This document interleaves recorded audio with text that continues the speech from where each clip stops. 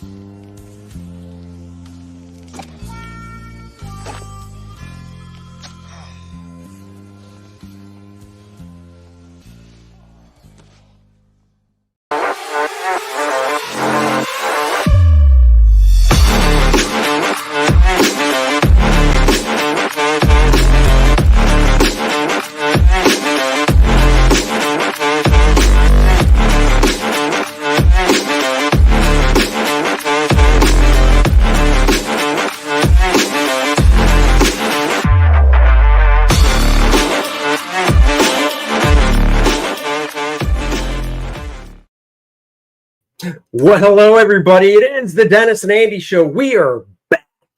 Last week, I didn't do a show. I had work to do. This guy was still out of town vacationing around the world. I think he was in France, maybe Switzerland. I don't know. It's like Dora the Explorer over here. He's everywhere. In 2 more weeks, he's going to be jetting off to the West Coast. Guys, it's that time of year when it's where in the world is Dennis Turner. Right now, he's back and he's here. I am back. And he's gone to San Francisco, so maybe he's a little, what rhymes with here? You know what I'm saying.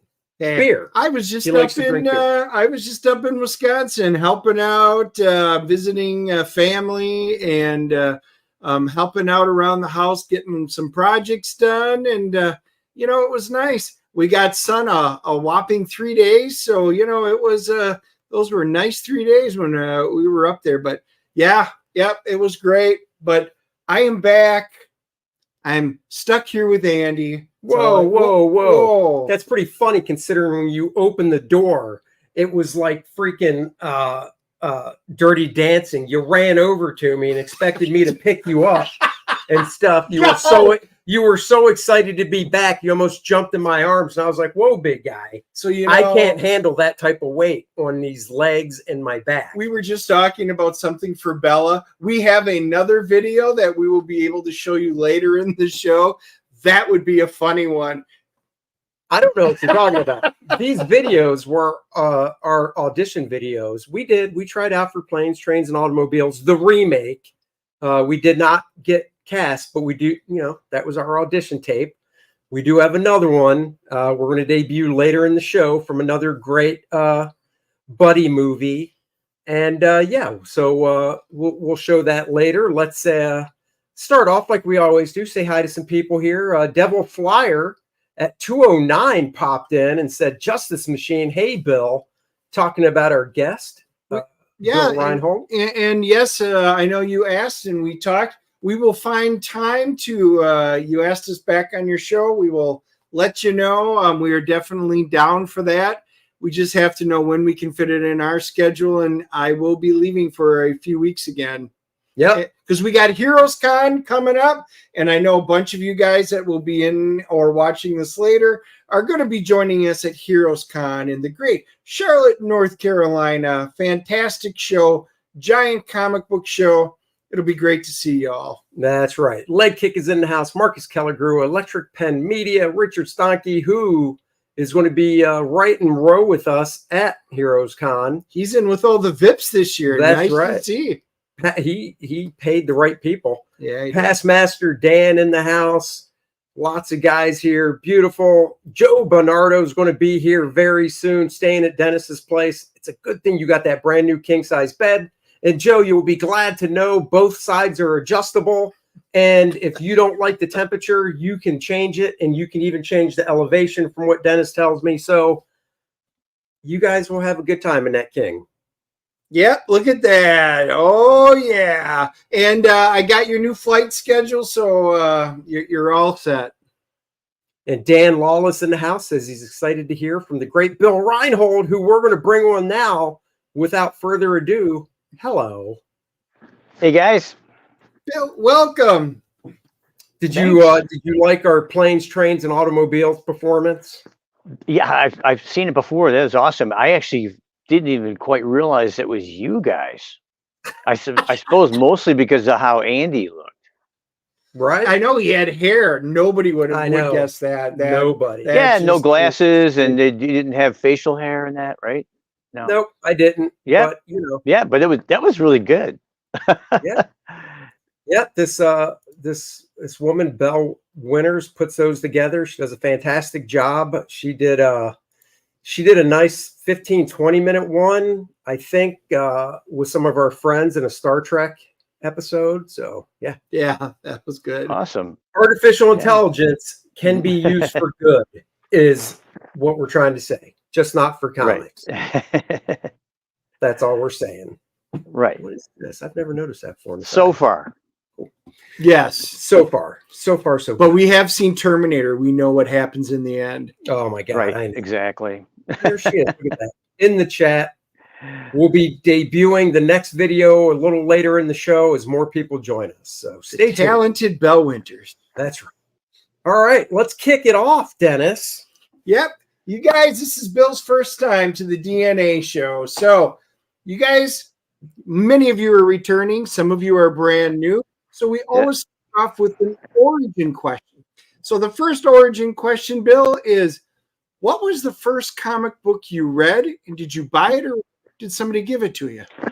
I couldn't tell you the first comic book I read. I can only tell you the first way I read comics. I can tell you when I first started collecting, what I was reading. But first comics I would ever see was as a little kid, when you went to the barber shop, they'd be there.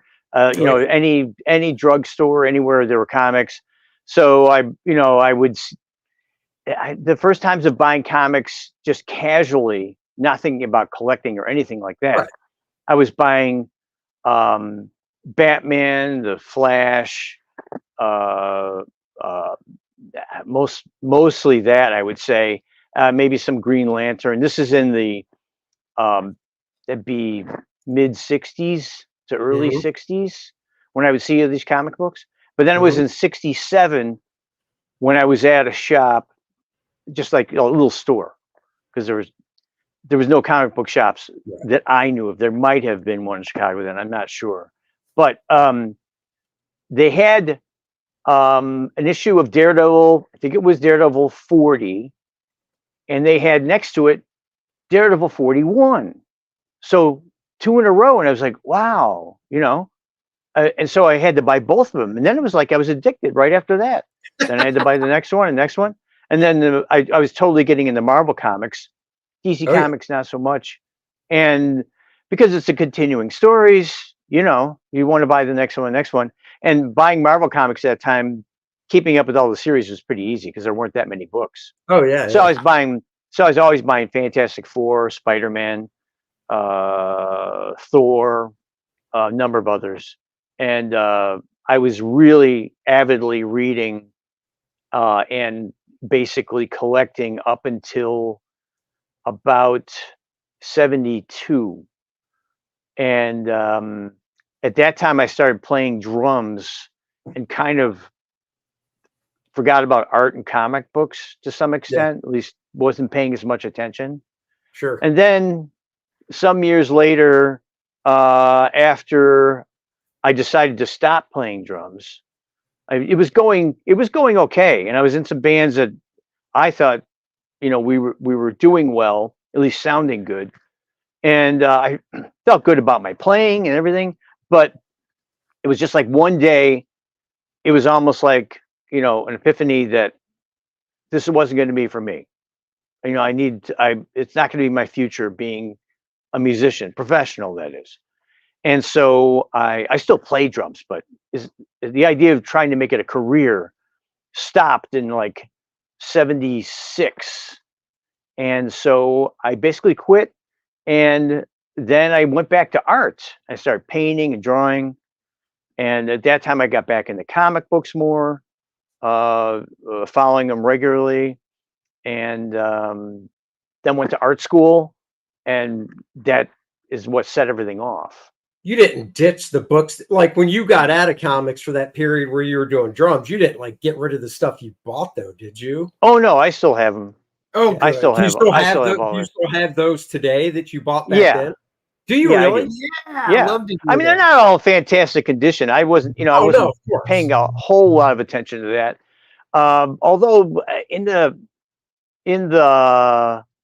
early 70s to mid 70s, I started buying sometimes 5 of like a #1 issue.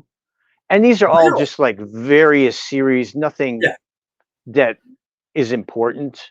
I'd have to double check them all now, and I totally got into, the big time also, I forget, for comics. And this is before I was pulling away from somewhat. It was in 1970 when Kirby went to DC. I bought all the Fourth World stuff. I bought all that stuff. I was totally into that. And the way I discovered it, because there was nothing for me to see as an advertisement, I just knew Kirby was all of a sudden disappearing at Marvel, wasn't doing the Fantastic Four. John Romita was doing it. I was like, what's going on? So I was at some sort of shop, and they had a spinner rack, and there it was. Kirby is here on New Gods. Yeah. And I was like, what? So started buying all that stuff. That was so cool. So were you lucky enough? Because I mean, in the time frame you're talking about, did you buy like Giant Size X-Men #1 or anything, or Hulk 181? I missed that. What was the other one? Hulk 181, the first Wolverine full issue. No, didn't buy that either. No, that was I think I would have been kind of like not paying attention at that time so much. And I did get into Chris Claremont's X-Men. But it was by the time he was doing it, I think after Cockrum left, and I went back and bought some of those. But I was buying all that run of Claremont's stuff. I was totally into that. That was the first time I think I felt like I was seeing modern comic books, because he had kind of like a soap opera feel to them, with the characters. So you like cared about them, it was like watching some TV series where you cared about all the characters, And so I was totally into that. And then Dark Knight was coming out. Oh man, you made a huge jump from that to Dark Knight. That's like an 8-year jump. Yeah, I see what you're saying. But I was thinking about Claremont's X-Men. That was like, it was near that time. Daredevil, Frank Miller's Daredevil, all that stuff was around that time. So when you got back into art, did you go to art school after high school, or what was your path? Not after high school. Like I said, I thought I was going to be a drummer, so I kept doing that. And so I graduated high school in 73. And then in 76 is when I stopped playing drums. And then went to art school in 79. I went to the American Academy of Art in Chicago, which is a great school for illustrators. I almost went to the Art Institute because I thought, well, want to go to art school, where do you go? Art Institute in Chicago.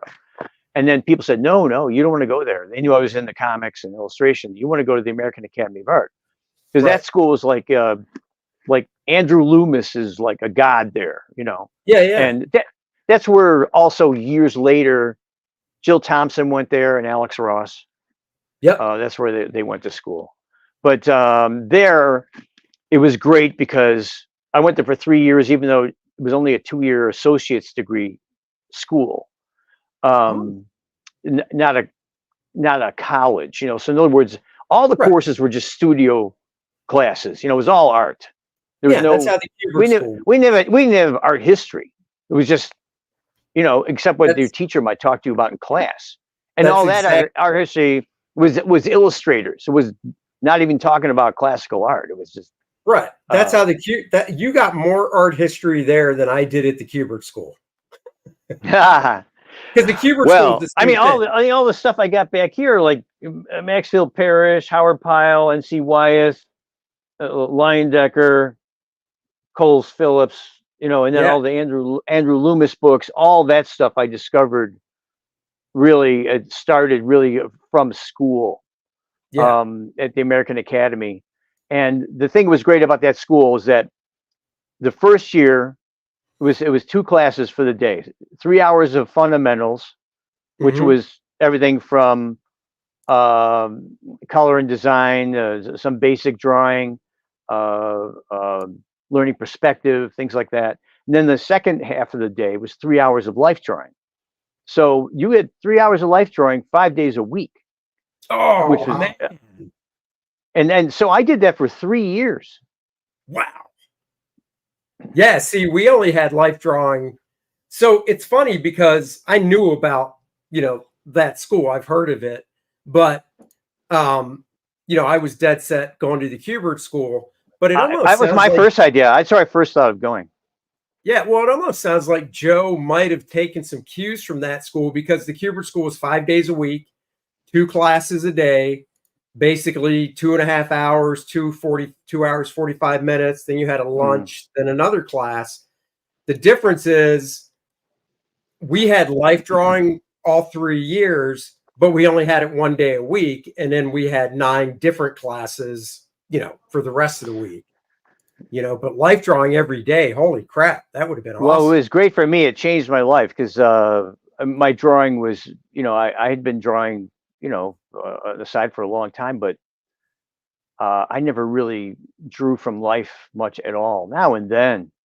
I mean, I remember once when I was in high school, I drew myself in the mirror, and that was like kind of an eye opener doing that, like, seeing your drawing kind of come up to another level. But I didn't really do that on a regular basis. Every time I tried to draw comic stuff, I was doing it all out of my head. Didn't use any reference or anything. And now I use tons of reference. So when you were now I'm curious, when you were doing life drawing, like at the Kubert school, the life drawing was, the way they taught it was to teach you how to draw figures out of your head, right? Because, the Kubert school. Really? School. Yeah, that's how they taught it. It was all about figure construction. Yeah, but Al Williamson didn't draw the figures out of his head. Well, no, it wasn't. It wasn't solely like never use reference. Okay. It was. I guess a good way to explain it is like, let's say the model, and kind of like every school, you have a mix of male and female models. So let's say the model was some, 5 foot tall guy that was out of shape, right? Right. Well, the way they taught us, though, at the Kubert school was, okay, that's how he looks, but we want to teach you heroic proportions, so we go by the 8 head high figure. So draw the pose that guy's in, but make him classical 8 head high proportions. Yeah. So in other words, it wasn't draw what you see, draw what we're teaching you. Yeah, I would have appreciated that. But my school at that time, they didn't think about comic books at all. In fact, most of the teachers I knew looked down on them. That school is completely turned around, especially ever since Alex Ross went there. Oh, I bet. Yeah, and then he's all over the walls in that place. So everything about comic books I taught myself, and was influenced by, I guess maybe the first drawing book I ever had on comic books was the How to Draw Comics the Marvel Way. Oh yeah. Learned a lot from that. Yeah. And so, so I would, I would certainly draw out of my head to a certain extent, and I never used photo reference directly. When I drew comic books early on, the way I would draw is I would draw it on my head first, then I would look in the mirror, you know, to make sure I got an arm right, the hands, whatever. I Sure. do poses in the mirror, and just like have my board right there drawing, you know. Yeah. Where today I might just take photo reference and not, you know, try and kill myself doing some strange pose, you know, while I'm holding my board, you know. Sure. Yeah, so as far as the proportion thing and the dynamics and everything, I just learned that from all the comic book artists I love so much. I know, Andy, you like Gil Kane a lot, I think. Oh, right? I love Gil Kane. Yeah. Yeah, he was a huge influence on me drawing superhero figures. And then after that, it was kind of everybody else, but he was my main guy. And then, of course, Kirby for dynamics and things like that. But and I was influenced by a lot of artists for different reasons. But as far as drawing superhero figures, it was totally Gil Kane. Oh yeah. Well, you know, we'll bounce around at this point, but I was going to bring up, you know, one of the first things I saw of yours when I was collecting comics, you know, in the 80s and stuff. And one of the first works of yours that I saw, and it just hit me because I was like, oh my God, this guy is such a great Gil Kane influence, was Justice Machine. Yeah. And that's the annual that's most well known. That's what's the most well known. It's because the backup story is Elementals by Bill Willingham. So yeah, but dude, I tell you, and that's here's my first comic. That's the first comic that I did. It's not the first comic I had published. The first published book I did was Justice Machine #3. I had a story in, and that came out in '81, I think. Yeah. But that Scary Tales story was a story I did for Charlton. That's a long story, but that became my portfolio I carried around, and that's how I got the gig with Mike Gustovich when he was doing Justice Machine. I showed him that work, and then right away he was at the Chicago Con promoting Justice Machine. He was at a table, had Justice Machine #1 sitting there promoting it, and I'm like, you know, what's this? It was an independent superhero book. I never heard of such a thing, you know. So in fact, he is one of the first people to ever do it, I guess, of a team book at least. And so I showed him my work, and he wanted to hire me to ink him. And he's well known as an inker too, and because I penciled ink my stuff all the time, and then after a while he said, you know, I think I'd rather you pencil and I'll ink you. I said, okay. So that's how penciling started for me at that time. And then so you drew that Charlton book first, but it came out after the Justice Machine. Is that what you were trying to get? Came out in '83. Came out in '83. But I drew the story, I think in it might 79 or 80. Oh, okay. But I mean, it might have been 80. It might have been the year 82, and the publishing says 83. But was it it just was it the whole issue, or was it? No, it was just it was a science fiction story. It was like 10 pages, 12 pages long. It's kind of a Star Wars. I mean, Star Wars kind of influence thing. And I'll show you one more page as long as I'm doing this. I don't think I've ever held these up anywhere. Who wrote it? Me. I wrote it.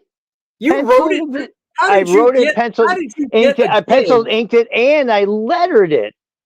But that's only because I didn't know anybody to help me. I knew nobody to help me. I had to do it all. That looks awesome. You know what? Hold on. I got to write that down. What's the title and the issue number? Scary Tales #37. I'm writing that down. Publishing date says March '83, so it probably came out in '82. Look, you can get it too. I know, Scary Tale. Well, Heroes Con's coming up. We know what we're going to be looking for. We'll be at a convention in a couple of weeks. So, no, it's funny because I don't really buy a lot of new comics anymore. I buy more, Back to Silver Age, whatever, right? And I've And it's got too a easy to lot look at. It's too easy to look at stuff online. It's like I used to go to the comic shop regularly just to peruse, see what's going on. But now I don't Right. have to. I can do all that on the internet. So Right. So now what I've been doing is if I can, if it's an artist I know, I'll try and find their first published work if I know what it is. Yeah. So like I never knew about that. I thought it was Justice Machine because I had that Well- Justice Machine #3. Justice Machine #2, Or I 2. had three. I had 3 pinups in, Oh, okay. and then advertised I was coming on to the series, and Okay. then #3 is my first story. Did you draw? See, this is where the fanboy in me comes out every now and then. Did you draw? Did you draw Cobalt Blue at all? Yeah, Remember we had that a backup. Well, originally, of course, Mike Gustovich created and drew that for his company called Power Comics, I think it was. Uh-huh. That came out previous to Justice Machine, but he put in Cobalt Blue as a backup in Justice Machine. So I was drawing that also. Yes, that too, man. Once again, I love that. That was a character, simple design, but I was like, I love this guy. It's kind of a Starlin-esque kind of character. So how did you get that? How did you get that Charlton gig where you basically were like, I want to work in comics. Okay, great. You can write it, pencil, ink, and letter. Yeah, because now here's the other part of the origin. Yeah, I got the long story. I got the long story for that. Okay, so Charlton Comics, they put out a comic series called Charlton Bullseye. Now, there's a famous fanzine that Charlton put out. They had like Ditko's art and stuff like that in it. But they decided to put out this book. By this time in the early 80s, they were only doing reprint books and of all their past stuff at Charlton. So they decided for fun or whatever, the editor wanted to put out a series where he invited, I don't know, I can't remember how he heard about it, but they invited amateurs to submit work to be published. And they would pay you by giving you 50 free copies of the book.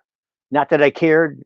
I just wanted to get published, So I drew, penciled the 10-page story. It was 10 or 12, and sent Xeroxes in.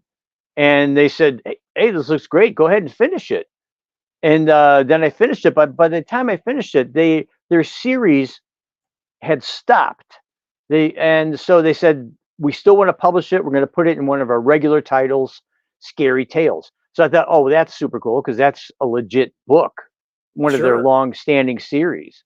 So, and then by that time, I met my friend Mitch O'Connell, who's a great illustrator. He also went to the American Academy of Art, and he ended up inking the cover for that story. Oh, cool. We started Mitch O'Connell and I used to take turns penciling and inking each other, and we would submit them to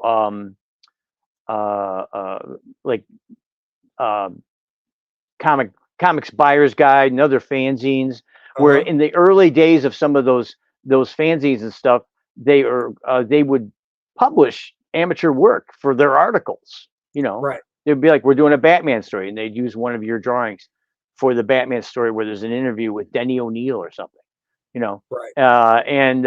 So I got to. That was one of the ways I started getting my foot in the door in comics books in general.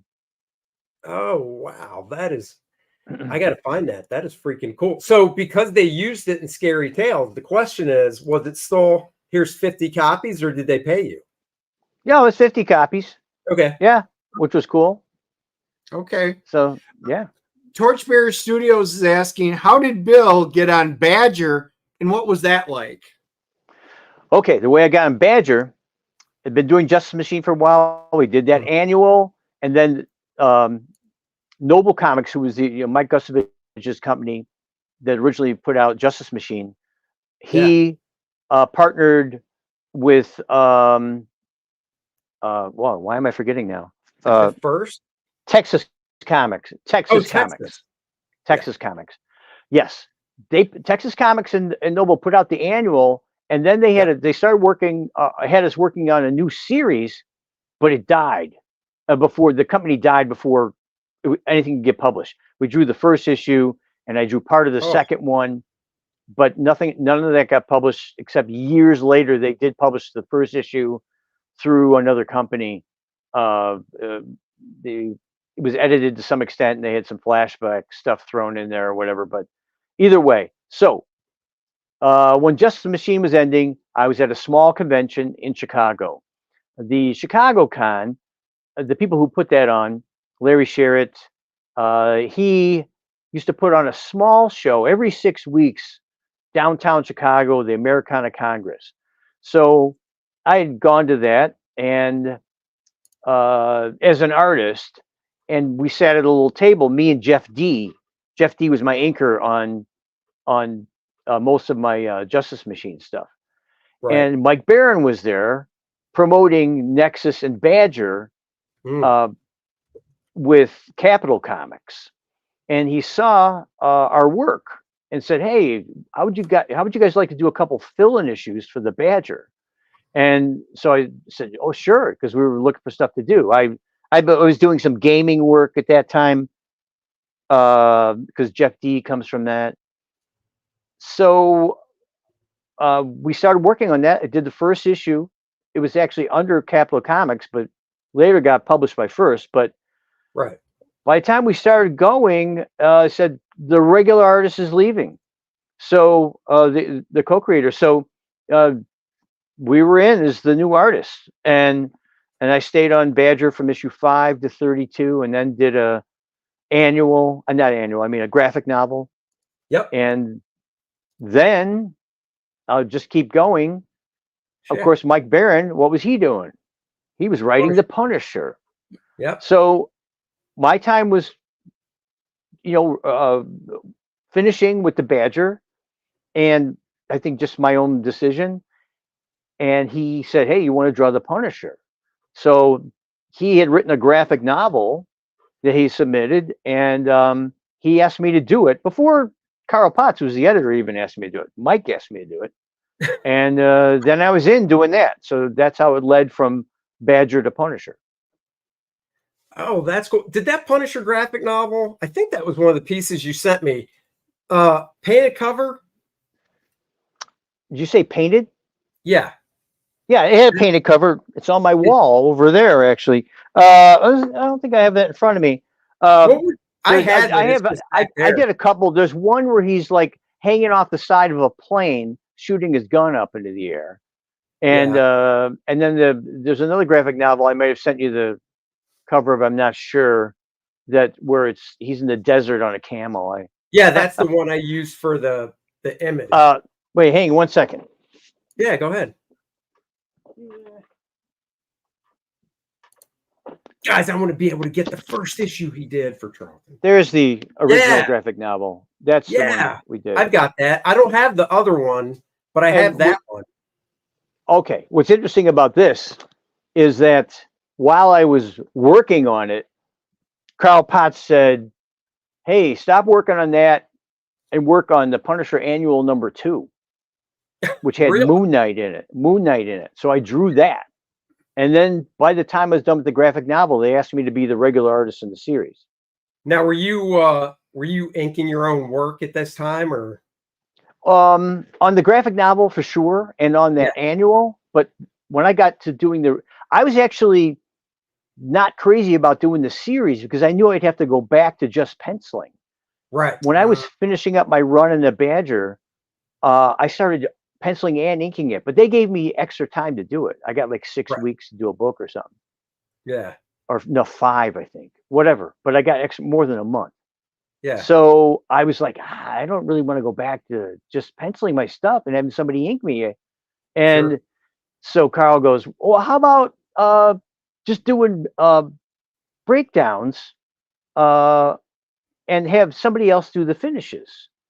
And I guess breakdowns, layouts is just like thumbnails and stuff, and then breakdowns is where everything's just like an outline with no real lighting or shadow, so somebody else to finish all that. So I said, okay. So I started doing that, and Mark Farmer who's a great inker. Yeah. He did the finishes, and Wow. it was a little rough at first. He was having it was new to him to do that kind of thing.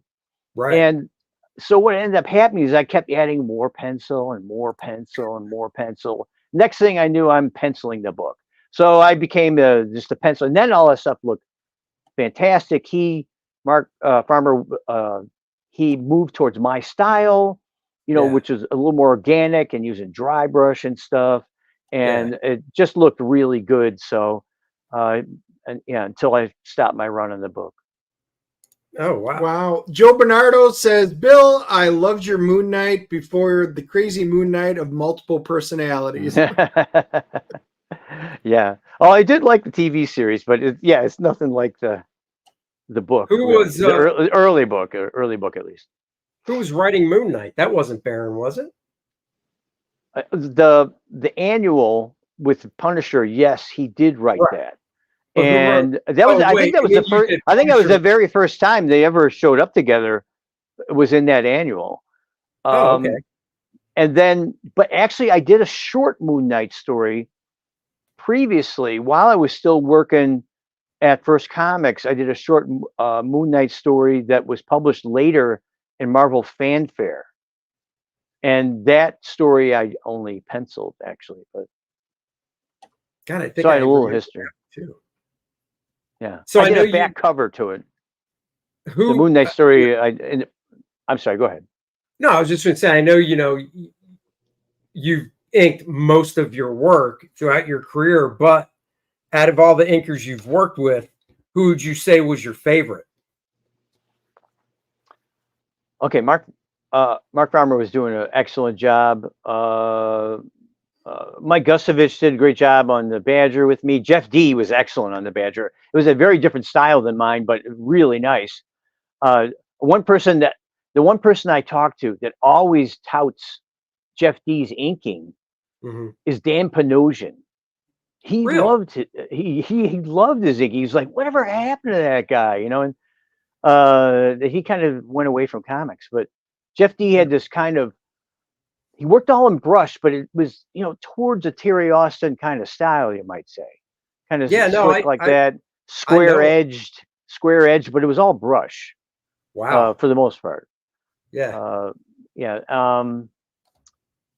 Rick Bryant inked me for a few issues on the Badger, which is really nice. Yeah. Did you ever get inked by did Klaus Janson ever ink you on anything? No, I wish he had. One of a big influence for me. I finally got to meet him at the last C2E2, which was fantastic. I was going to say, I bet that would look good with your pencil style. Oh, totally. It would have been fantastic. The closest I came to that is I was inking Adam Kubert. Yes. And Klaus Janson did a few of the pages next to mine. So that's as close as I got. Huh. That was on was that Spirits of Vengeance? Yes, Spirits of Vengeance. Ghost Rider, Spirits of Vengeance. Ghost Rider, Blaze, Spirits of Vengeance, yes. So that actually brings up a good question. How did that come about? Because really, up until that point, if you were basically known as a penciler. So how did it come about where it's like, hey, Bill, you want to ink Adam Kubert? It's funny. I kind of got forgotten as a penciler. Well, who knows what to say about today? But during the time I was inking, I was doing so much inking that people knew me as an inker more than anything else, because you do so many books when you're inking. Anyway, so I had just kind of put it out to people saying, it'd be fun to ink somebody else. And I told Adam Kubert about this at a show, and he remembered it, and he saw, I think he had seen my work on a Hellraiser story I did that I penciled and inked. Because I remember he was telling me how much he loved the way I did the reflection in water. Anyways, and he asked me to do Spirits of Vengeance. And so I said, yeah, sure. And then everything just exploded after that. Once I did that, I got asked to do this, and this. It just kept going and going. for like, I don't know, almost 10 years or something of just When you inking all were kinds of stuff. when you first started to ink Adam, did you?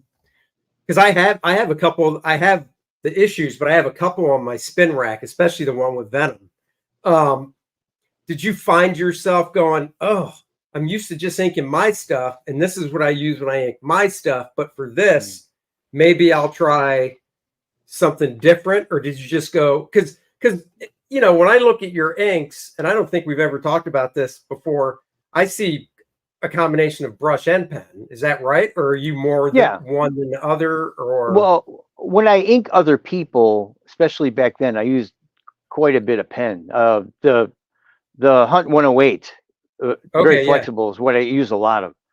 yeah, Anyways, anybody I ink, I basically I steer myself towards their stuff for sure. I don't Mhm. just take over like, the great Kevin Nolan. I don't do what he does. That's what I was But thinking. so the only way I come close to that is somebody gives me breakdowns. Then it Right. looks a lot like me. Sure. So when somebody asks me to ink them, I look at their stuff, especially if they ink their own work. That Yeah. okay, I see what they're doing here, and I try and bring some of that in. So it ends up being a kind of a combination. And I remember with Adam, what was really interesting, and I can't tell you the pen point, but he was using a pen point that's even more flexible than the 108. You probably know it, Andy, from going to the school. Chances are, if I could mention it, but he used this extremely flexible pen. And I I tried know. it for a while. It was almost like really, really like a brush. I And know. There's a 103, which is really flexible, and then there's a 290. I think it's a 290, which is it's not that either. It's okay. maybe it's a 290. I'm not sure. It's kind of wide too. I think Anyways, so okay. I was doing that and going towards, I look at a lot of his own inking himself and Yeah. tried to bring a bunch of that in. And yeah, so that was like any other job. It's nice when you work with somebody for a while as an inker, because the first issue you're just working stuff out. Oh And as yeah. you go on, you both trust each other more, Mhm. like, you're worrying about what they're going to think about your stuff. And once they're going, oh, I really like what you're doing there or whatever, then you're like, then after a while, you don't have to worry about anything and you just go, and you just Right. do your thing. Occasionally, maybe you'll make some point, but for the most part, that doesn't happen. How many issues did you stay on that for? Do you recall? It wasn't that long. That's what I Maybe thought. maybe six, I don't. He something like wasn't that. really on it super long either. I No, don't he think. wasn't. I think he went to like issue 13 or Yeah, something. something like that. Yeah. Yeah. Did you get to? I know there was an issue and same when Andy did the few issues of Ghost Rider. Well, when Andy did the few issues of Ghost Rider, Joe inked all of them. But Oh, that's I know by there the was way, I don't know if you were going to use any images I sent you, but I did send you some Spirits of Vengeance stuff, I think. But oh, did and you? yeah, Actually, you know what? Let any me but see. yes, so, oh man, I loved when or there was one time early on in Spirits of Vengeance where Joe Kubert, Adam's dad, inked him. It was amazing. That was Yeah. also an influence on me inking Adam too. Oh I would yeah. look at Joe's stuff. Yeah. So I mean, Andy shows it more in his work, at least later years, Yeah. than Adam did. But whatever, yeah. So all that Torch, influences what I'm doing. Torchbearer says Spirits of Vengeance #6 is one of my favorite comics of all time. Cool. That's because of Venom. He was in issues 5 and 6, I think. I know he was in 5 because that's the one that's on my spin rack. I think it has a It was, white cover and he's walking away from you or something. there were Can't 2 remember. issues. The one was a painted cover that, it was colored to the point of being painted, I guess. Yeah. Adam drew it, but I forget who did the final color on it. It's really nice. He's I think Venom's hanging upside down or something like that. That's cool. Oh yeah. Sentai Ranger Donnie says it's an honor to meet you, Bill. So they love Nice to hear to that. meet you. Past Master Dan says, Bill, your shelves look a little burdened. Oh yeah. Whoa. I mean, let's say it's those IKEA shelves. I mean, No, occasionally I would like, I'd flip them over, the board. I do that. But I haven't done it in years now. I haven't done it in years now. I These know. look better. These look better because those are actual real shelves. The IKEA ones, those, that's another story. Yeah, I flipped mine over. Mine are an IKEA, but same thing. They bow, and I'm like, all right, pull the shelves, pull the books off, flip the shelf. EC collection on top. That's pretty darn heavy books. So I was just going to say, because that's what they look like were the ECs. I've got a few of them, but those hardcovers, they're fantastic. You got a lot of them. When they start coming out, I had the money to buy them, and I just bought almost all of them. Oh, yeah. Wow. Hey, so when you did the Silver Surfer graphic novel, who wrote that? I don't remember. Jim Starlin. Jim did. That's right. Because you actually gave me a copy of that at the con that I met you at. Oh, did I? Okay. Yeah. That I remember for sure had the painted cover. Yes, I sent you that too. What's that? Yeah, send it over. I sent you that too. Anyways, yes, I had the painted cover. When you paint, do you work bigger than the standard 11x17? Yes. Yeah, totally. So how big? How much? I'm looking at I'm looking at my Punisher one, trying to think of how big it is. It's more than twice up, even, maybe 3 times. And is it? This is coming from a guy who doesn't paint much but love looking at painted stuff. Are you working acrylic? What are you working in when you paint? I have a lot of experience working in acrylic. I did that like before I even went to art school. I was doing acrylic paintings a lot, and in art school I was doing some. But then I switched over to really just watercolor and gouache, or making my own gouache more. The paintings you're looking at of mine, like the Punisher, Silver Surfer, those are watercolor, and either gouache or me mixing like white, like pro white or something with the colors to get a more pigmented color. But I didn't use I didn't use acrylics then. See, that's I mean, we did have painting classes at the Kubert School, and that's, if I could go back and either tell my younger self something or just go back knowing what I know now, I would have paid a lot more attention in those, because it was from 88 to 91, and I was just so focused on penciling and inking that, I had Rowena Morell as a painting teacher, and awesome. I just did. Yeah, it was, if I was smart, but I was a dumbass because I wanted to just pencil comics and ink them. So I did the bare minimum in her class just to get by. But I wish I would have picked her brain more and paid attention more, because now, if I had a crystal ball, Alex Ross, you were painting before then. So many people, Joe Jusko was, and I just look at that stuff and I try to like reverse engineer it when I look at it, So just that Silver Surfer that you said you did with like watercolor and gouache, I'm looking at it going, is this acrylic? Let me try and back this up. I mean, it's kind of a acrylic style, you might say, the way I'm working, because I used to work the way I would work back then, and I don't do this now, but I would start out, I did my pencil drawing down and start working light and build up heavier onto it. Now I work much differently, but I had a great watercolor class at the American Academy of Art for one of the years I went there. So that was 3 hours a day of that.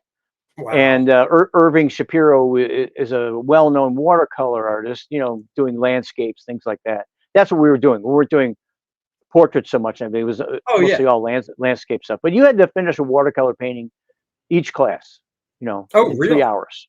Yeah. So because you were doing landscape stuff, was it like, okay, you picked the photo to work for? Because I assume you were working from a photo. You weren't going out. The way he taught you is you would have your photo reference, but you would do a like detailed thumbnail where you would show all your values, and that would be your main guide when you were doing the painting, almost less so than the photo. Right.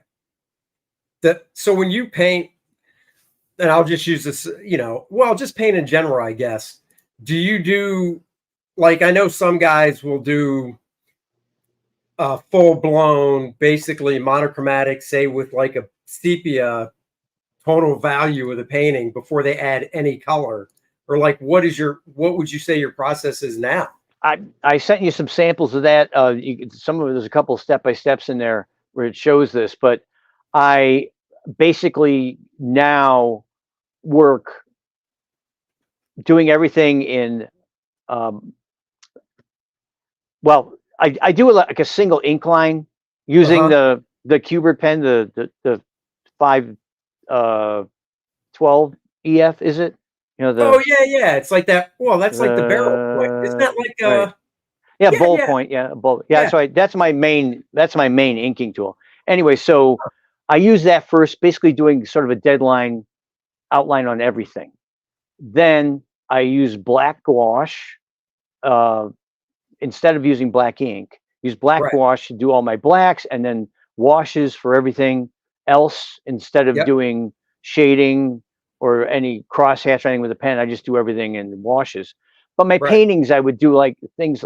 It's the paintings I do these days. If it's a painting, it's usually a commission that I would do like that.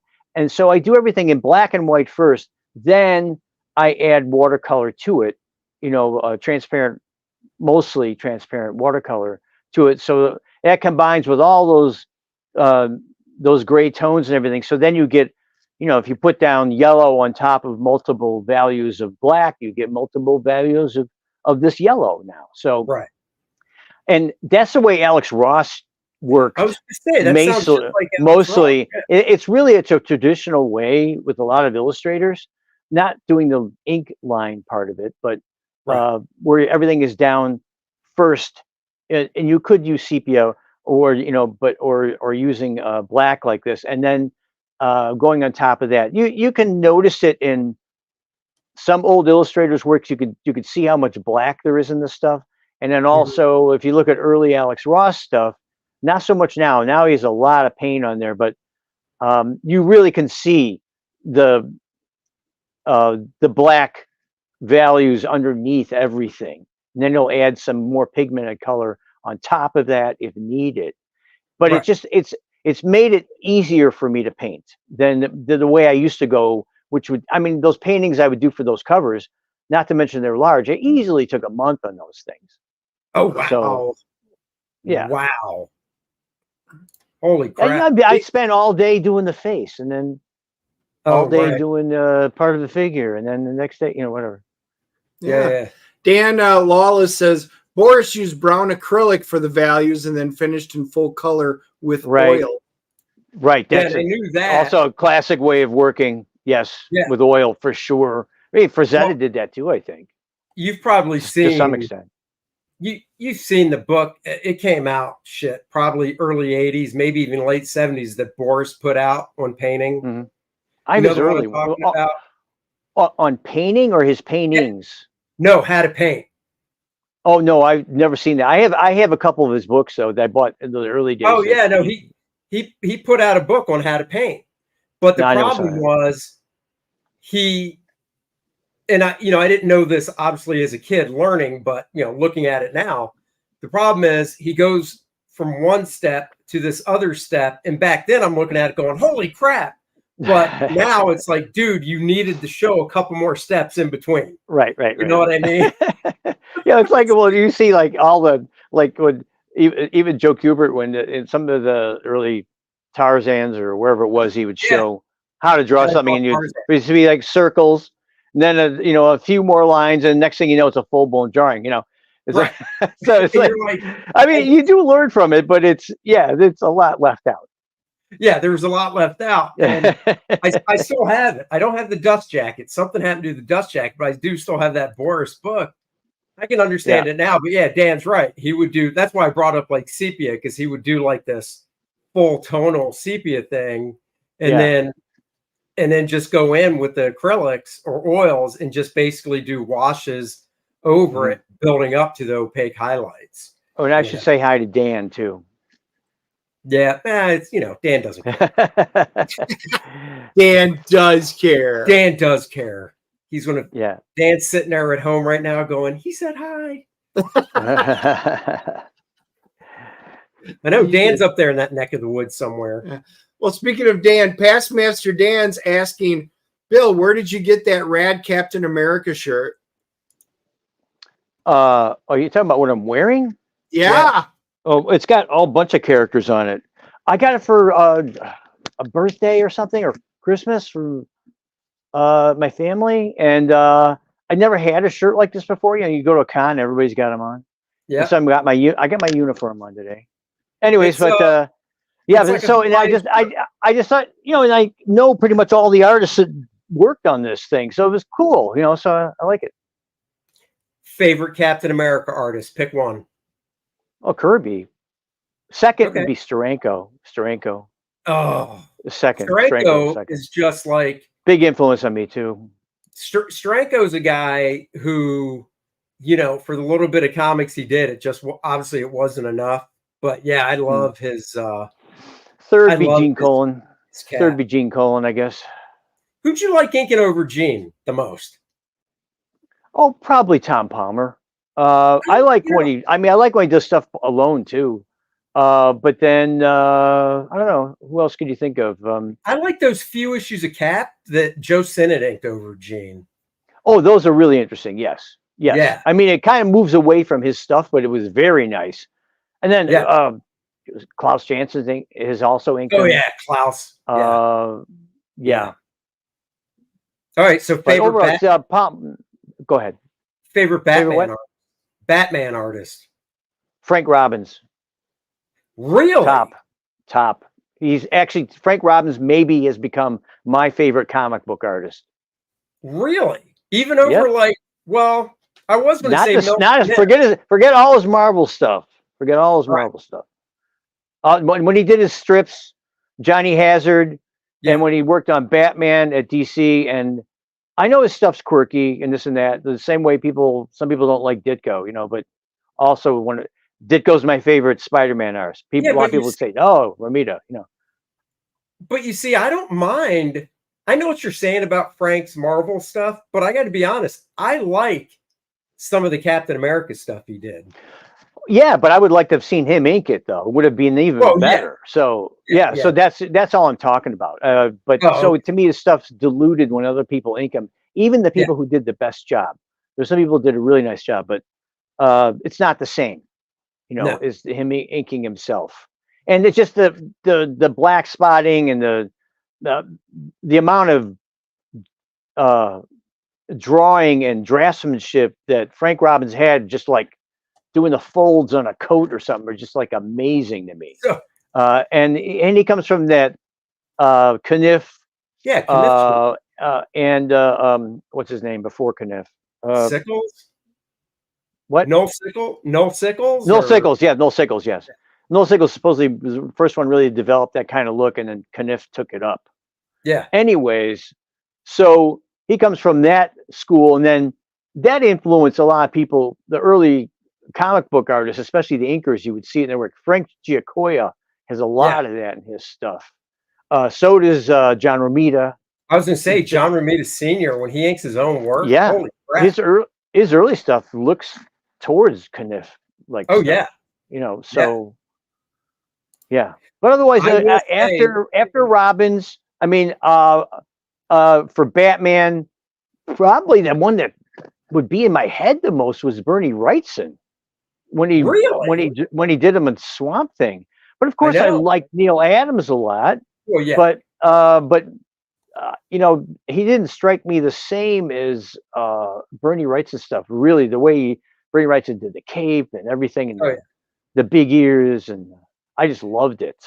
All right, so being a Frank Robbins guy, I can still remember, and I still own him as well. I bought him as a kid. The first Frank Robbins stuff I saw, Man from Atlantis.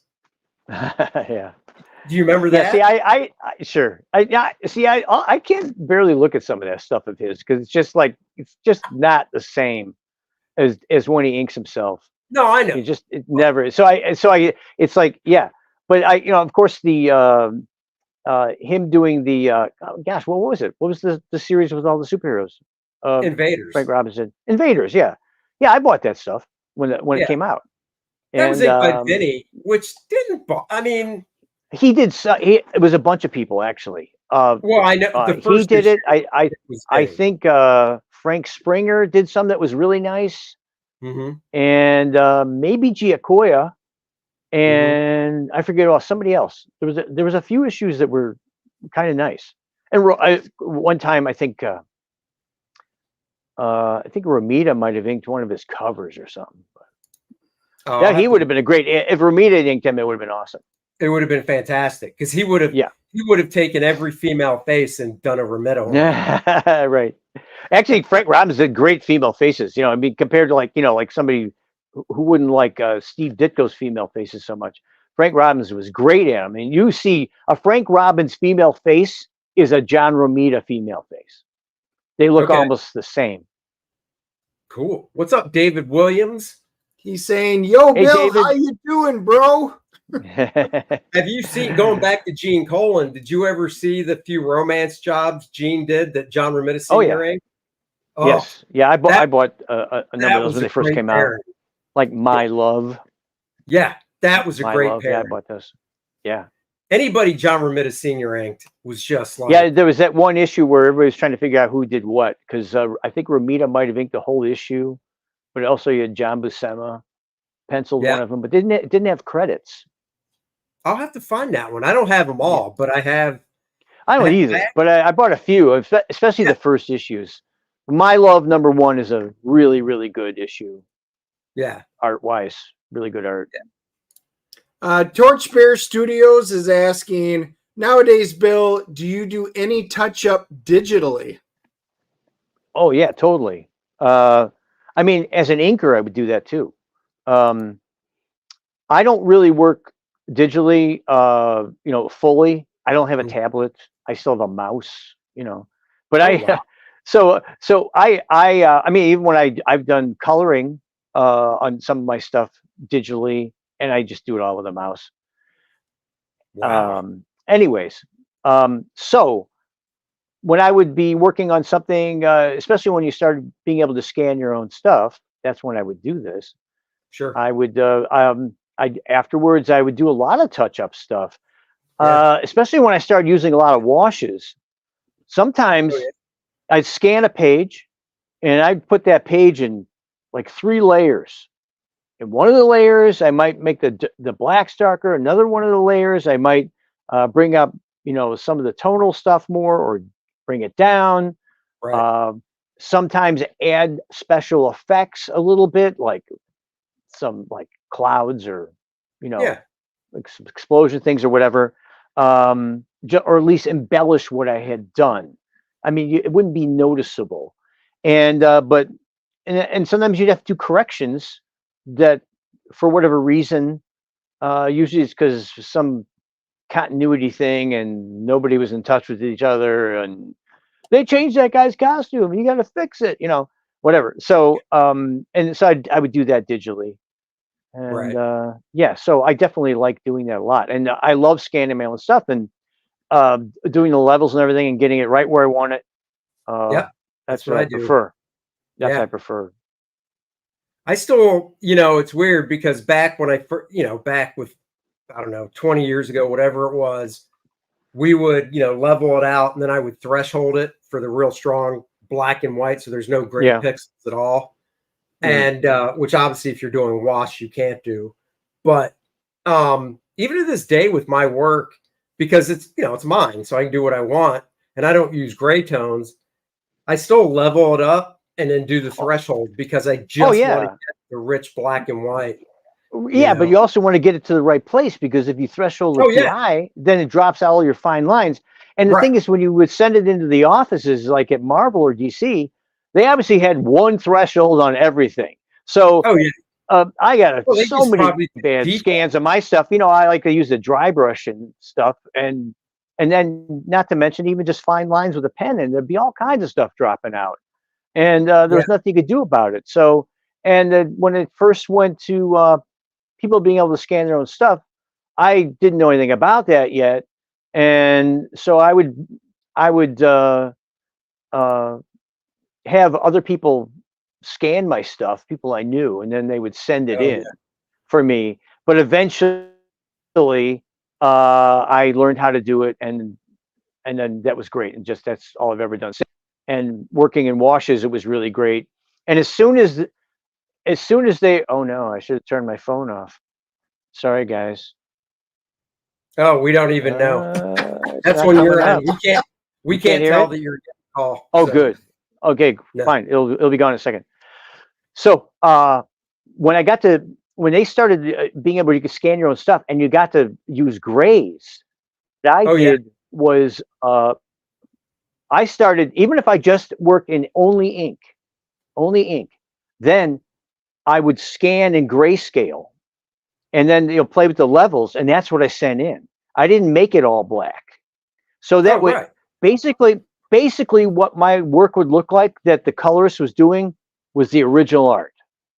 That's what it looked like. So like when people, they see comic book art published, even if it's in black and white, and then they see the original where there's all these values in the blacks and the grays of the blacks, or even in the pen work, they go, oh wow, I really like how that looks. Well, that's how my scans look. So that's how I scan it, send that in, and when I use the washes, the colorists will digitally change those into color, which is not too hard to do. I've done that a lot myself. But most of my coloring I do, if I color myself for something which is rare, and that's usually for one-off things, I do everything in washes, and then I translate all my washes, or a lot of them, into color. Yeah. Yeah. So, and that looks like a painting. So present day, what's Bill up to these days? Well, I sent you some of that stuff too. All right, hold on. I'm doing a graphic novel called The Flying Column with Carl Potts. Okay. It's a long book, 134 pages, and I've been working on it for way too long, but it's gigantic, and I'm close to halfway through. I did all the thumbnails and the whole thing. Then I did rough pencils on it all, and now I'm doing finishes in ink and wash. And that's what takes all my time now. It's a World War II book. Takes place in the Philippines. It's about this rescue mission at this internment camp in Manila, at Santo Tomas University, and which is it was mostly Americans in there, but other people too. So that's the story's about, and Carl's family is involved with that to some extent. That's also. So I can show. Can I show? He has a history with it. Sure. Can I show some of the pages? Sure, please. Okay, hold on a second. I sent you, I don't know, 6 of them or something. There we go. Here's one. There you go. Yeah. Now there's does this have a publisher or? Yes, it does. It's cool. Naval Institute Press is the major, but Dead Reckoning is their graphic novel division. Hopefully they'll still be in business by the time I'm done with this thing. Anyways, they've been around for a really, really long time. They publish, Naval Institute Press basically publishes nonfiction books about naval subjects, about the military and this and that. And then they started a graphic novel division, and that's what this is part of. We started I did samples, and we started shopping around and a little bit, and these guys grabbed it up right away. So that was nice. So here's a question. When you're doing gray tones like this, like a painting, do you do like on the side, like after you have the panel inked, right, in black and white? Yeah, all it is is that pen, the 513 EF. That's all the outline is that pen. Occasionally the 108 a little bit for small details. But do you rough in on a copy like a rough gray tone of it, or do you just go time to do gray tones? Not really. A little bit. The thumbnails had washes on them, and but it's kind of random. Yeah, so it's more thinking about design of the page. I don't do it very detailed at all, as you might imagine. But yes. So there is a little bit of a rough to it first, thinking about it. About whether, like at that bottom left panel there, whether that's a silhouette pretty much, and then Right. Yeah. as the characters go back and then lighten up for maybe like have a a background of all like trees, and those might be set way back in Right. a lighter tone. That's the thing I love about using washes, is how I could play with the foreground, middle ground, background so much. Where if you're just using ink, you would do that either by leaving things open for the colorist, or maybe you would do a lot of finer line to set something back. But I can just do that with a wash. So, Hey, Torchbearer Studios is asking, this sounds great. Is it going to be crowdfunded? And No, the past publisher. Master Dan's following it up with, when's the launch? yeah, no, it's not a That I crowdfunding. can't tell you yet, but I will say that if I do any kind of crowdfunding, it will be in along with it. Maybe I'll put out like a sketchbook or this, that, whatever. Yeah. I'm not sure. Something to go along with it. Sure. But as far as the actual published book, no, there's already a publisher. What? They're paying me as I turn the work in. So if you screw up when you're doing the gray tone, how do you fix it? Well, in a smaller way, as done forever with the ink stuff too. I usually just use a razor blade for the most part, Oh, or yeah. sometimes an electric eraser. Okay. I just use like a single edge razor blade, scrape stuff off.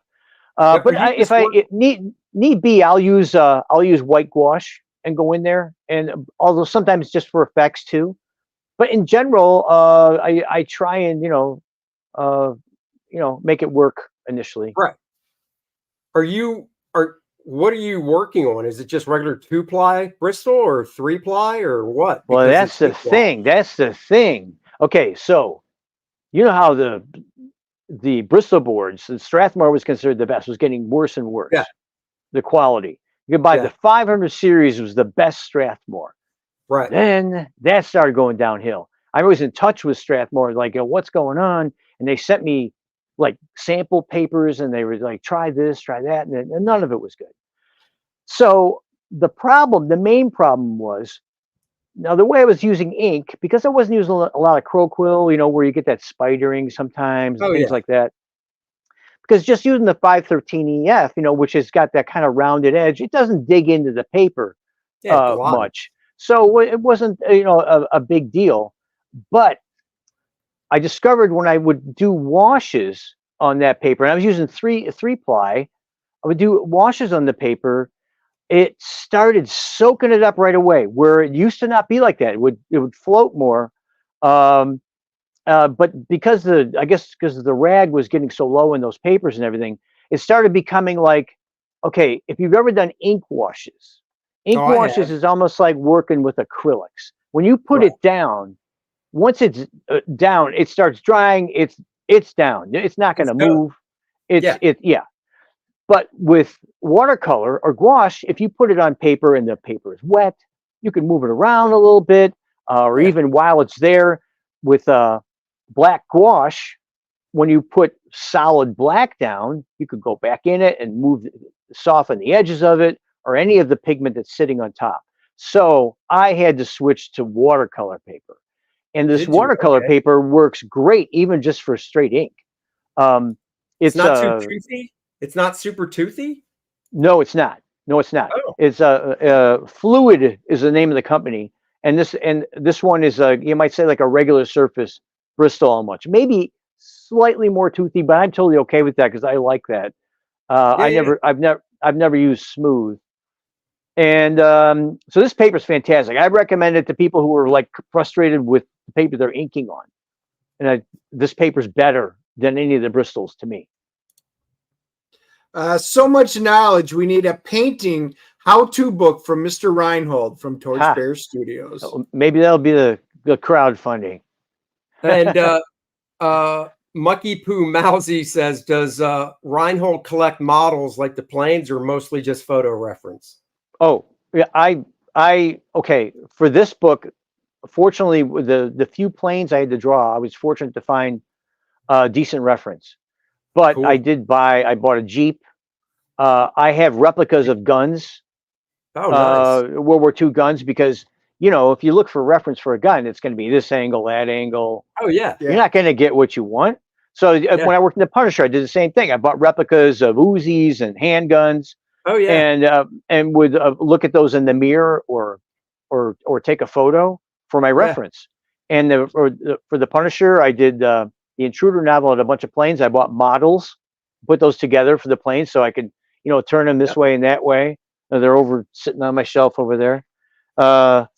So yes, I do like using models but all the guns like you're seeing these guys carrying, I would pose with that and look in the mirror, take a photo, and that way I could get exactly what I want and get it correct.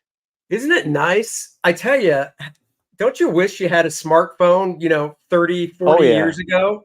Because if I do need like reference for a pose, I'll just put my phone into a clamp that I have and then, you know, reverse the camera so I can see what I'm doing and then just hit like a 10-second delay so I can get back into that pose real quick and take the picture. I'll tell you what I do these days is on my Mac, I'm trying to remember the app now, but basically it'll take photos or film. This goes all the way back. Before digital, I was working like this. I take a film these days of myself posing or somebody else, you know, with my phone or whatever. Then I do screen grabs for the reference. Oh yeah. So that way you could tell somebody, you know, like if you've ever had anybody model for you, at some point they start getting irritated with you because they're like trying to hold this pose, or they're, you know, you're making them do something that is almost physically impossible because your thumbnail, you drew the arm going this way and it physically can't be done. Anyway, so no, I said, Dennis, I need you to touch your toes, and he's like, dude, it's really impossible. And I was like, you're useless to me as a model, Dennis. So now I could have somebody pose in front of me or myself, and I could say, okay, hold the gun, and I say, okay, now slowly turn this way, raise it up this way, and I film all this, and I do screen grabs to get what I want. What I did years ago, and I did this on the Surfer novel and some Punisher stuff, because I used a model for the Surfer in the novel. A friend of mine who's an actor, model, and I would use a VHS camera and take film of him, then put it on my television and turn the color down on the TV and take Polaroids of the screen. Oh, wow. So it was like a screen grab with a Polaroid camera. Oh, wow. Polaroids. God, I love that. Pull it out, wave it. There you go. Yeah. Well, you don't need to wave it, but people think you do. I know. But everybody waved it. I thought that for years. I thought you was helping it somehow, but I know. So how far into this graphic novel are you now? Halfway, you said? Close to half, yeah. I mean, it's all rough pencil. Right. And then close to half finished like this. Oh, and what's the total page count going to be? 134. 134, and I'll do a cover too. You definitely got to let once this baby's ready to come out, you definitely got to start, you know, posting, and we'll have you back on. Oh, I'll be yelling it from the rooftops. Don't worry. Yeah. Now, is this going to be black and white, or is it colored? Sepia. Grayscale. Sepia. So are you doing that where you're taking the pages and converting it, or somebody else? You know, originally I thought they were going to do something just with whatever formula, and they said, no, you do that. So I'm thinking, wait a minute, if I could do that, then man, I could play with all kinds of stuff. But so wait, have you tried? Basically that means, as far as I know, basically that means they're going to use my full color scan. Right. You know, I'll get a sepia formula, you know, initially. Right. But then, you know, if I want to move stuff up and down or whatever, I could do that. So there's a step-by-step here. There's a step-by-step here of Galactus of how I work. My painting, sort of my wash style. There's 3 steps there, I think. There's the line. And that's what that's all the 513 EF. Yep. And then. Oh my God, that is intense. Then the gouache. That's all just black gouache, huh? That's a black gouache, and then all the all diluted after that. Yeah. Yeah. Lamp black, Gouache is my favorite from, gosh, I don't think it's Winsor Newton. I forget now. Anyways, but it's a colder black. That's all I could say. Wow. You know, Dennis was once told by somebody he met at a bar that he was a colder black. I didn't quite get it until I started hanging out with him, and I was like, I see. I knew that I knew as soon as I said that something would there'd have to be some joke. Yeah, yeah. Well, I'll tell you, there's been a lot of comments about that, the World War II book and stuff in the chat. A lot of excitement. I'm a World War II buff, so I'm already excited. The chat's looking forward to. Yes, we definitely can't wait. Oh, that's awesome. So you had me all revved up to see that Galactus in full color. Yeah, that was a commission, and it was to be black and white. But here's the way this I did a bunch of zombie stuff for fun to sell, and the way I worked is kind of what we talked about: to the open line work, then the washes, then watercolor on top. So you can see, like in the mask, you can see some of those washes in the mask. But then when I put the yellow on top and everything, it all combines nicely. Are you using? I'm such a medium type. Are you using tubes of watercolor or just pans? I use tubes usually. Pans sometimes, but that's cool. I got to try that. That's how I learned in watercolor classes, using a palette, kind of a limited palette, and then mixing everything from there. I love seeing the different ways because I'm such a novice painter. I can color in digital, no problem. But when it comes to traditional painting, I love experimenting with different ways until I find one that I like. And I'm not. I think this is kind of like a cheat code, doing the black and white first and washes, and then putting the watercolor on top. It's like all of a sudden all this work's already done for you. Well, that's what I was going to say. I would imagine, not take the drawing out of it, right? I would imagine the most labor-intensive part of this is the wash, the black and white wash, right? Yeah, definitely. Yeah. But there's Justice Machine. Look at that. That's an unpublished cover. It was going to be for Justice Machine #1 in '83, and Jeff D inked that. See, I would never have thought this was a brush, because I remember Jeff's inks over you, and I thought it was a pen. I mean, he used pen too, but for the most part, it was a brush. Right. Wow. And he just basically was like, "Yeah, I've had enough of comics," and dropped out, huh? Yeah, I don't know his full story on that, but yes, basically that's what he did. He started out in gaming, did a lot of that. The same with Bill Willingham. They both came from that. They worked together a lot back in the day. And those guys pulled me into doing some Villains of Vigilante stuff and some other things. Now, was this just a gray toned commission, not full color? That was a commission. Yeah. The same style of working technique. Nice. Is this like 11 by 17? What are we looking at here? Mm-hmm. Yeah. Very nice. Yeah. For things like that or commissions, I never go larger than 11 by 17. Now, for people in the audience, are you available for commissions like this, or? Barely. I mean, I have a bunch I haven't done. So, I mean, people can write me, and I could, try and keep them in mind, but I will not make any promises. Not to mention, and not to mention, just to tell people, I never take money ahead of time. So, if they ask me to do something, I'll try and do it. And when I'm going to do it, I will let them know, and they could pay me when it's done or part of it before if they feel like it. Now, this is Magnus Robot Fighter, isn't it? Yes, that's a dark. That's a Dark Horse, though. And I did like 3 issues. I did the first issue, second issue, third issue, fourth issue. I couldn't do it anymore. But it was only 4 issues. And Jim Shooter wrote that.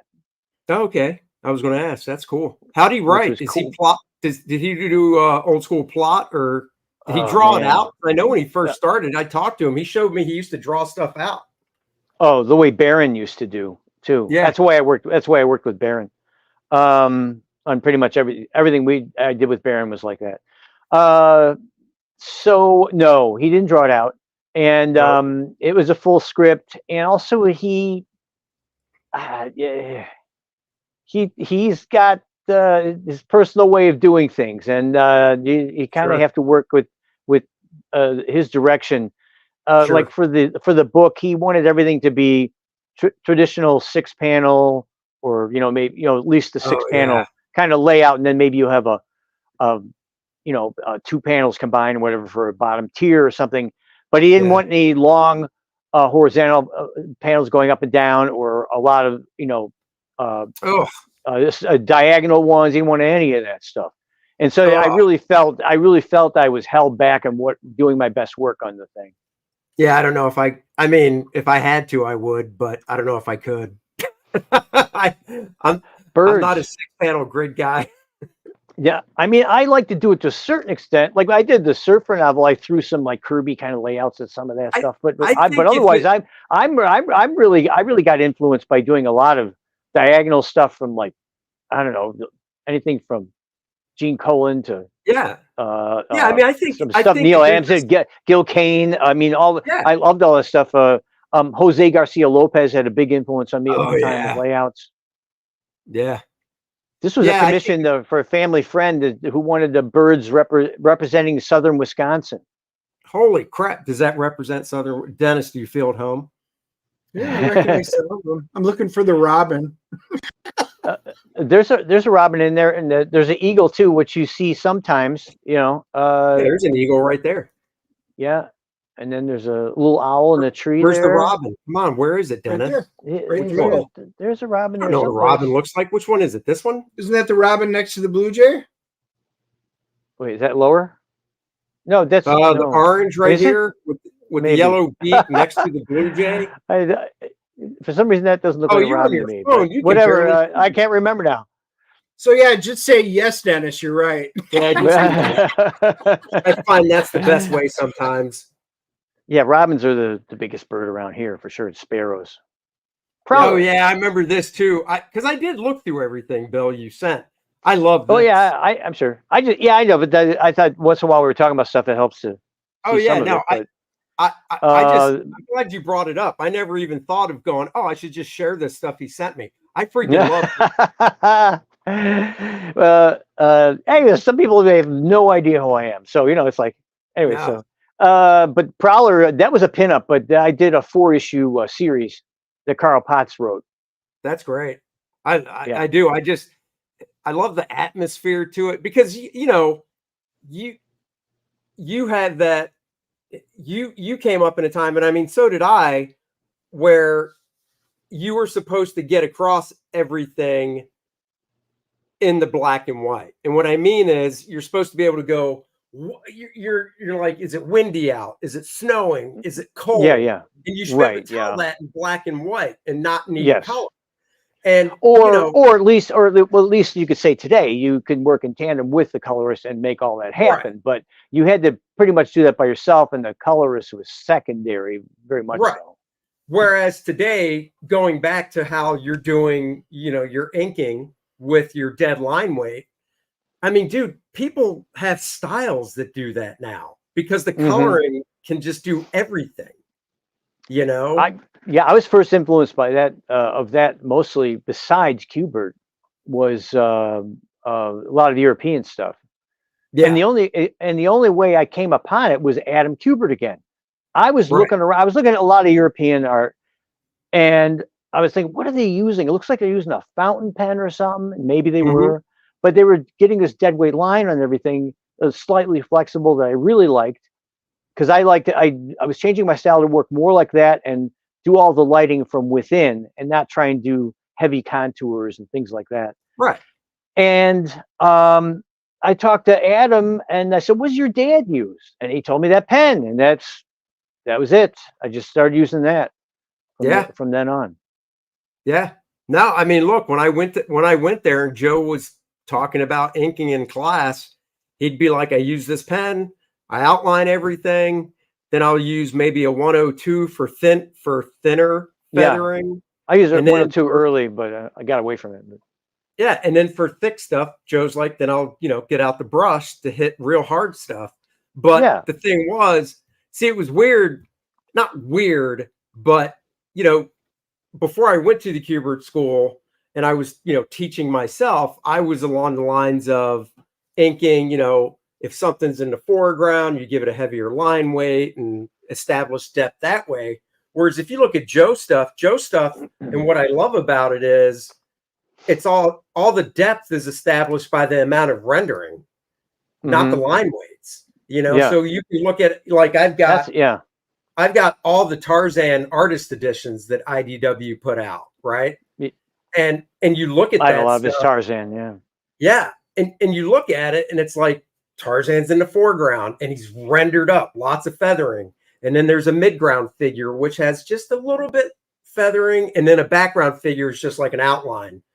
Or as Adam told me, he calls his dad's little teeny figures in the back clothespin people. Oh yeah, Joe look like a head, and Joe called that too. Yeah. Okay, I didn't know. Yeah, at the Cuber School, Joe's like, clothespin people.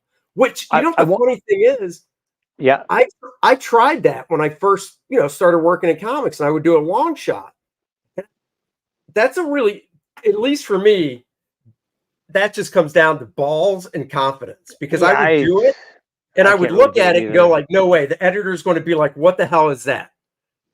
Well, now I can do them with a wash, just like kind of like blip and blop, of a figure. I wanted to point out here, just for the inkers out there, I was using early on in my inking, I was using almost all brush and some pen, and then I discovered the 102 and was using that, and that's kind of all I knew.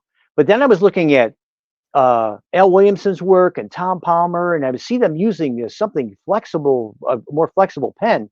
And so I found out about those guys using the 108, and that changed everything for me. And the 102 was gone, and I would just use the 108 and a brush, and that was great for inking other people, especially.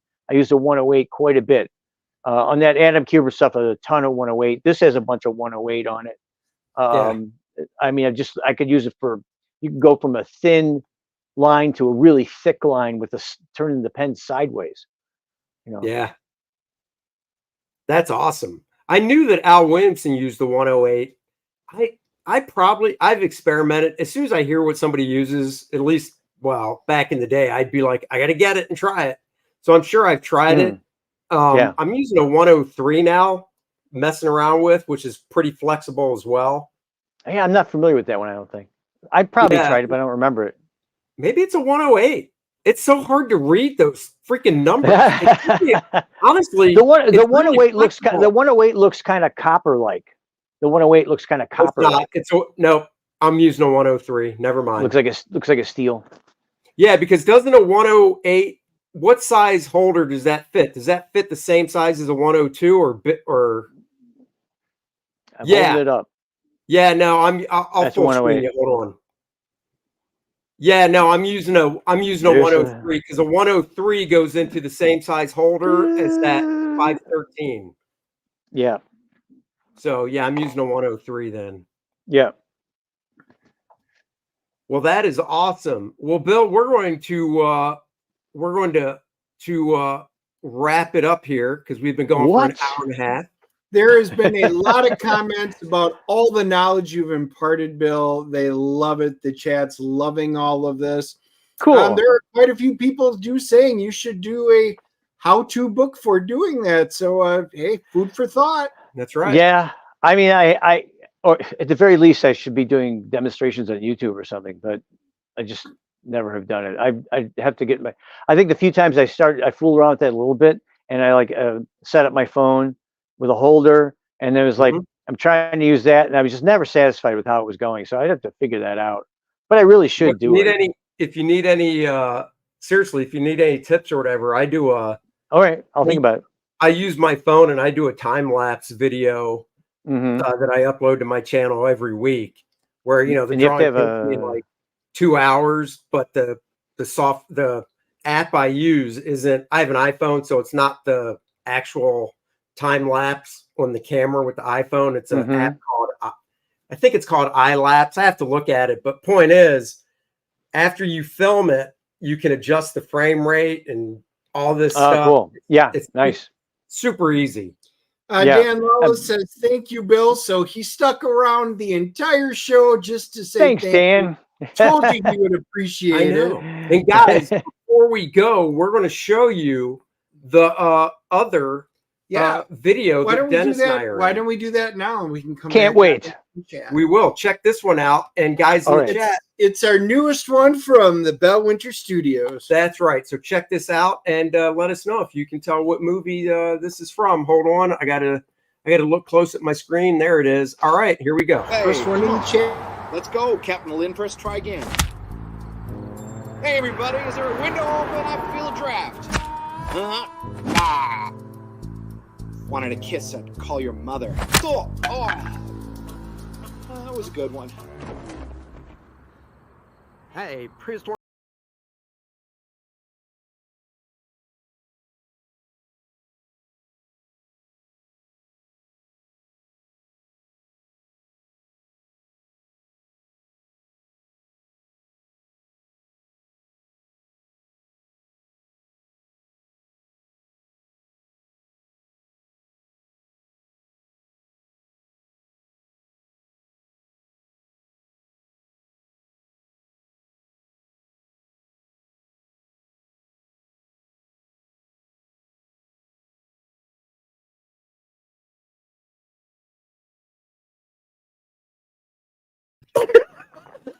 Absolutely. You heard it. Apple fritters are absolutely donuts. No, for That the look big on my argument. face, that look on my face too. I'm just like, oh. That, So, now, Bill, do either of you guys actually have acting backgrounds? I mean, I do. I You don't do? know. Okay. I went to school for radio, TV, But I mean, that's- film, but that's about the extent of That's it. all AI. So, no. but no, Dennis and I had the, and you know, Bill, we'll ask you: is an apple fritter a donut? No. A donut. Okay, so you've got It's a two people pastry. now that I are call on it a pastry. I think. Yeah. Yeah, Well, exactly. well, when you go to Dunkin' Donuts, it is literally one Right. of their donuts. Do So, they you call know, it a donut there? They Yes, call it the 'cause they apple do it- fritter donut. Yep, because they're all donuts Really? there. Okay. Yeah. I just had Yeah. one of those But- recently but too. this- Andy and I tend to get into lively, heated discussions about things like is a casserole the same thing as Oh, no, that wasn't as, you and no, me. no, no, what I'm saying, we get into it. It was a casserole and a pot pie, which are totally different. But these are the kind of arguments that we have, heated debates on our show, and you know, Is a hot dog a sandwich? No, Some people think it is. yeah, I am now. All the criteria. it's not a sandwich. It's not a sandwich, damn it. But you know what there's no argument about when Dennis and I talk is KOR-DRATH The Awakening, guys. That is our current crowdfund campaign, KOR-DRATH The Awakening, the continuing saga of KOR-DRATH and Adriana as they continue their fight, their quest against the evils of Vordoom, the Undying, to save the Shattered Reach from his evil clutches. 64 pages of fantastic barbarian action, a little bit of magic thrown in there as well. Oh, by the way, I like Bill, how Andy, real quick. I like how loose you got on your inks on this stuff. I was looking at a bunch of it, oh, thank and you. I was kind of surprised. Oh yeah, no, I've. It's just one of those things. Working, you know, when I was working in mainstream, because of what I guess I was known for, I never felt that I could, like, I guess, do that. But this is my, you know, my thing and Dennis's, and that's what I want to do. So, and this is Dan Lawless on colors, by the way, for the cover. Oh, awesome. So yeah, Dan did a great job. Yeah, he did. And then preview pages, these are colored by somebody else. Nanjan Jambiri, who I've worked with many times. Dennis, of course, doing the great writing. We've got new monsters, new characters in this book. And Bill, I actually did an artist edition of this. So we'll have to talk. Maybe you've got something over there, and if you want to do a little trade book for book or something. Oh, we can chat about it. I don't know what I got. Maybe. Yeah, maybe. I don't know. We'll have to find out. I might have something. Yeah. Probably have something of yours that I don't have. Let's see. Let me keep going down here. So then, Bill, homage cover, Conan #2, my little homage to Barry Yeah, that's Windsor. the one that really caught my eye. That's the one that really caught my eye. Oh, thank you. You know, my wife Linda was partners with Barry Windsor Smith. I know. I'm so jealous. I got to meet him. I got to meet him once, but that was about I never got them. I never met him. I met everybody else from the studio. I never met him. Really? I talked to him, but I never met him. Wow. This is another one. This is Bud Root, colored by Dan Lawless, variant cover. Nice. Our pal Bud Root, known for Cave Woman. There's his line art for it. So he's a Mr. Micron type guy. Yeah. And then, yeah, oh yeah, there it is. There's the black. So we're doing the whole book in black and white as well. Not an artist edition, but just, you know, that's great. Contrast black and white, so you can actually read it and stuff. Yeah, I was always happy when my stuff got reprinted, like in Europe or something, in black and white. Like Punisher stuff. Oh, I would so love this. Dennis and I both. We just don't know who to talk to, but we'd love to try and get this published over there. Dennis wrote another game GAME module. So if you're a role player for Dungeons and Dragons, stuff like that, got to get the second one, of course. T-shirt, new T-shirt, Adriana. Bill, every one of our books, I always do a parody ad because, like you, I grew up loving those Hostess ads. Sure. So yeah, every book. Nice. I think this is Dennis's second parody ad because we did one in the first KOR-DRATH book, and then this is I think my fifth or sixth. I can't remember. Instead of Hostess ads and KOR-DRATH, we're dealing with the Axmead Mead. That's right. A great alcohol for barbarians. Because if these two ate Twinkies all the time, they would not have those bodies. So.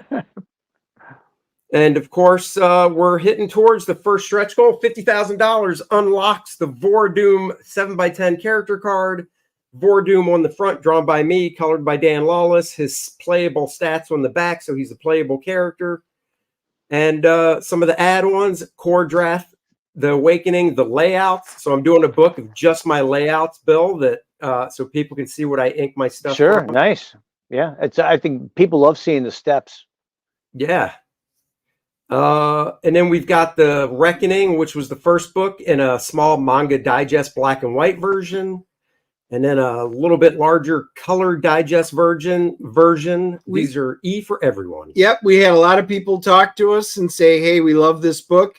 We need something our younger kids can read. So we did some nice editing, took out the rated R stuff, and made it E for everyone that they can now take to school.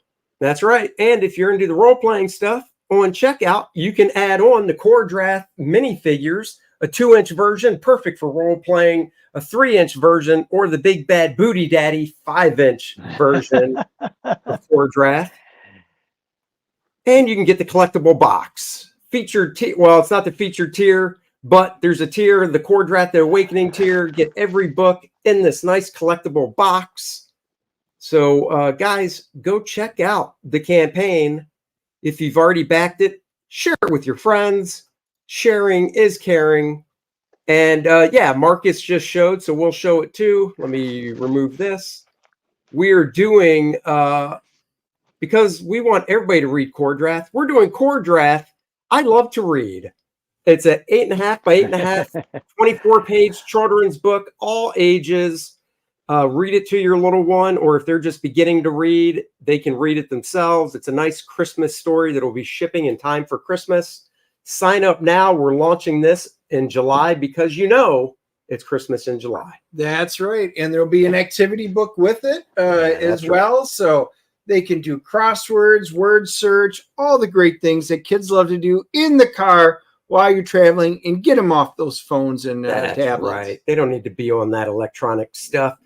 All three of us turned out just fine, and we had to sit in the backseat of our parents' cars for hours. That's right. Amusing with ourselves. Fun pads. Fun. Well, you guys are covered with all those choices there. Wow. That's what we're doing. Well, yeah. Bill, thank you for joining us. Hang back after we end the show. It was fun. We'll talk. Guys, yeah, thanks for having me on. Of course. Oh, yeah, love to. It was great. I could have talked for hours. Yeah, more. You could have. Shut up. But we got to eat dinner. Next week, we've got Mark Polton joining us, and we've got Buzz Acevedo joining us. We're going to be streaming next week at 5 p.m. because of their work schedules. So join us next week at 5. That's right. We're going up against Aaron Lopresti's Graybeards, but that's okay. You guys want to see us and Mark anyway. We are so much more attractive than those guys. And what are we going to have Friday morning? Friday morning, the movie review is back. Dennis is back in town. Tomorrow night, we're going to go see Bad Boys 4. What's the subtitle? It's Bad Boys something. I don't know. Yeah. Bad Boys, Will Smith, Martin Lawrence. They're back. Our movie review drops Friday morning. So like, subscribe, and share so you can catch the movie review. And guys, my YouTube channel, I finally got, since I'm back, I got the omnibus for The Simpsons Treehouse of Horror and Volume 1. And with the glow-in-the-dark cover, I even took a picture with it glowing in the dark and added it. But I'm doing my review on it. I do a nice page through on it, so you guys get to take a look at it. So if you're not subscribed to the DNA Show, make sure you are on my channel at Dennis Turner. That's on YouTube. And check that one out. I already got some great responses for it. It's a great book. Probably want to check it out. I know a lot of people didn't even know it was out there. There you go. Until next time, thank you for joining us, and we'll talk to you guys later. Live Bye-bye. long and prosper. Gang sign, Dennis. That's right. An ancient evil awakened to slaughter his family. A mythical quest was revealed.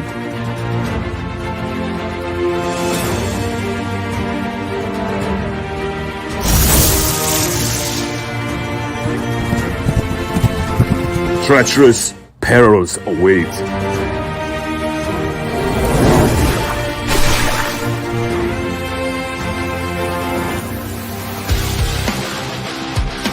Lovers bound by destiny. Darkness gathers as a new game begins.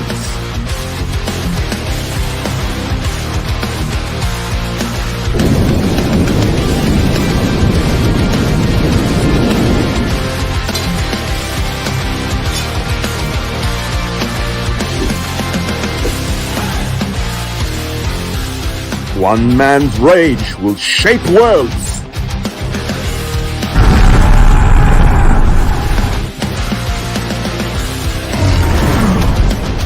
KOR-DRATH, The Awakening. Only on Indiegogo. Back it now!